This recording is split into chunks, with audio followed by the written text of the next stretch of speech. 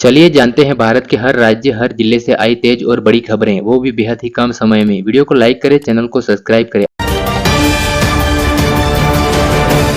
प्रधानमंत्री नरेंद्र मोदी को इथियोपिया के राष्ट्रपति द्वारा देश के सर्वोच्च नागरिक सम्मान ग्रेट ऑफ निशान ऑफ इथियोपिया से नवाजा गया। पीएम मोदी ने इस अवसर पर दोनों देशों के बीच ऐतिहासिक और सांस्कृतिक संबंधों को मजबूत करने पर जोर दिया। यह सम्मान अफ्रीका के साथ भारत के बढ़ते रणनीतिक जुड़ाव को दर्शाता है, जिससे द्विपक्षीय व्यापार में वृद्धि की संभावना है।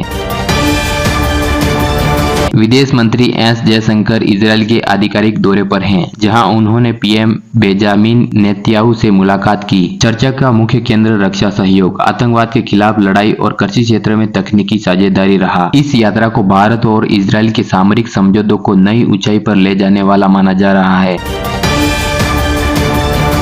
ओमान में पीएम मोदी का भव्य स्वागत। पीएम मोदी अपने तीनों देशों की यात्रा के अंतिम चरण में ओमान पहुंचे, जहां उन्हें गार्ड ऑफ ऑनर दिया गया। वे खाड़ी क्षेत्र में सुरक्षा और ऊर्जा सहयोग बढ़ाने के लिए ओमान के सुल्तान के साथ द्विपक्षीय वार्ता करेंगे। यह दौरा मध्य पूर्व में भारतीय प्रवासियों के हितों की रक्षा के लिए भी महत्वपूर्ण है। नेशनल हेराल्ड केस में ईडी को झटका। अदालत में प्रवर्तन निदेशालय द्वारा दायर सप्लीमेंट्री चार्जशीट का संज्ञान लेने से इनकार कर दिया। कोर्ट ने सबूतों की कमी का हवाला दिया, जिसके बाद कांग्रेस पार्टी ने इसे अपनी न्याय की जीत बताया। ईडी अब इस मामले में आगे की कानूनी रणनीति पर विचार कर रही है। सरकार पर विपक्ष के उत्पीड़न का आरोप। कांग्रेस अध्यक्ष मल्लिकार्जुन खड़गे ने एक प्रेस कॉन्फ्रेंस में आरोप लगाया कि सरकार जानबूझकर विपक्ष नेताओं को निशाना बना रही है। उन्होंने कहा कि केंद्रीय जांच एजेंसियों का दुरुपयोग लोकतांत्रिक मूल्य के लिए खतरा है। बीजेपी ने इन आरोपों को निराधार बताया और कहा कि एजेंसियां कानून के दायरे में काम कर रही हैं। आरजी कर मेडिकल कॉलेज मामले में सुप्रीम कोर्ट का फैसला। सुप्रीम कोर्ट ने कोलकाता के प्रतिष्ठित आरजी कर मेडिकल कॉलेज से जुड़े विवादों को कोलकाता हाईकोर्ट को हस्तांतरित कर दिया है। कोर्ट ने हाईकोर्ट को निर्देश दिया है कि वह छात्रों के भविष्य को देखते हुए जल्द से जल्द मामले का निपटारा करे। भारत रूस सैन्य साजो सामान समझौता लागू। रूस के राष्ट्रपति व्लादिमीर पुतिन ने भारत के साथ सैन्य रसद समझौते को लागू करने पर हस्ताक्षर किए। यह समझौता दोनों देशों की सेनाओं को एक दूसरे के सैन्य ठिकानों पर रसद और तकनीकी सहायता प्रदान करने की अनुमति देगा। इससे भारतीय रक्षा तैयारियों को मजबूती मिलेगी, खासकर सुदूर और रणनीतिक क्षेत्रों में। एफडीआई नियमों में और डील के संकेत। वित्त मंत्री निर्मला सीतारमण ने एक आर्थिक सम्मेलन में बीमा और पेंशन क्षेत्र में विदेशी निवेश की सीमा बढ़ाने का संदेश दिया। उन्होंने कहा कि निवेश आकर्षित करने और वैश्विक प्रतिस्पर्धा में बने रहने के लिए सुधार आवश्यक है। इस घोषणा से शेयर बाजार से संबंधित कंपनियों के शेयरों में उछाल देखा गया।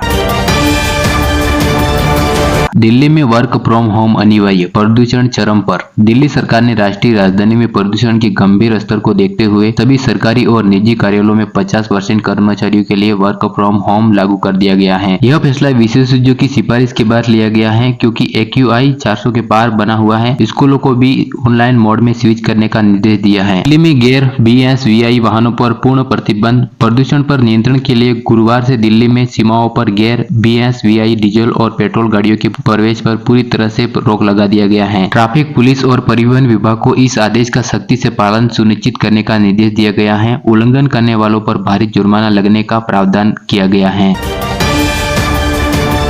अहमदाबाद के स्कूलों को बम से उड़ाने की धमकी। अहमदाबाद के 3 नामी स्कूलों को एक ही समय पर ईमेल के जरिए बम से उड़ाने की धमकी मिली। सुरक्षा एजेंसियों ने तुरंत कार्रवाई करते हुए स्कूलों को खाली किया और डॉग स्क्वाड की मदद से सघन तलाशी ली। पुलिस ने अज्ञात व्यक्ति के खिलाफ मामला दर्ज कर जांच शुरू कर दी है।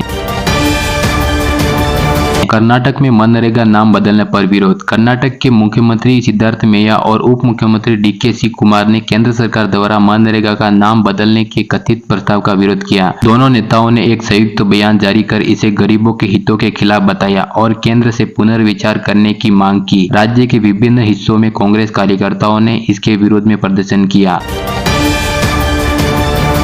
मेरठ में हाईकोर्ट बेंच की मांग पर बंद। पश्चिमी उत्तर प्रदेश में हाईकोर्ट की बेंच स्थापित करने की पुरानी मांग को लेकर आज मेरठ बंद का आह्वान किया गया। वकीलों और व्यापारियों ने इस बंद का समर्थन किया, जिससे व्यापारिक गतिविधियां प्रभावित हुई। राज्य सरकार ने प्रदर्शनकारियों से बात करने के लिए एक उच्च स्तरीय समिति गठित करने का आश्वासन दिया। बिहार में 13,000 करोड़ का बिजली निवेश। बिहार सरकार ने राज्य में बिजली उत्पादन क्षमता बढ़ाने के लिए नवादा जिले में एक नए थर्मल पावर प्रोजेक्ट के लिए 13,000 करोड़ के समझौता ज्ञापन पर हस्ताक्षर किए। इस प्रोजेक्ट से हजारों लोगों को प्रत्यक्ष और अप्रत्यक्ष रोजगार मिलने की उम्मीद है। सीएम नीतीश कुमार ने इस राज्य के औद्योगिक विकास के लिए एक बड़ी उपलब्धि बताया है। राजस्थान में एमडी ड्रग्स फैक्ट्री का पर्दाफाश। राजस्थान पुलिस और नारकोटिक्स कंट्रोल ब्यूरो ने संयुक्त ऑपरेशन में राज्य में चल रही एक बड़ी एमडी मेफेड्रोन ड्रग्स कंपनी का भंडार फोड़ दिया। मौके से करोड़ों रुपए की तैयार ड्रग्स और कच्चा माल जब्त किया गया। कई विदेशी नागरिक सहित 10 लोगों को गिरफ्तार किया गया। हरियाणा में फार्म आईडी अनिवार्य। हरियाणा सरकार ने राज्य के 1.38 किसानों के लिए फार्म आईडी नामक एक विशिष्ट पहचान संख्या को अनिवार्य करने की घोषणा की है। इस आईडी का उपयोग सभी सरकारी योजनाओं और सब्सिडी का लाभ उठाने के लिए किया जाएगा। सरकार का दावा है कि इससे बिचौलिया की भूमिका समाप्त होगी और पारदर्शिता बढ़ेगी। भारतीय रुपया रिकॉर्ड निचले स्तर पर। अंतर्राष्ट्रीय बाजार में अमेरिकी डॉलर के मुकाबले भारतीय रुपया आज 90.87 के अब तक के सबसे निचले स्तर पर बंद हुआ। वैश्विक अस्थिरता और कच्चे तेल की कीमतों में उछाल को इस गिरावट का मुख्य कारण माना जा रहा है। आरबीआई बाजार में हस्तक्षेप कर सकता है ताकि रुपये को और गिरने से रोका जा सके।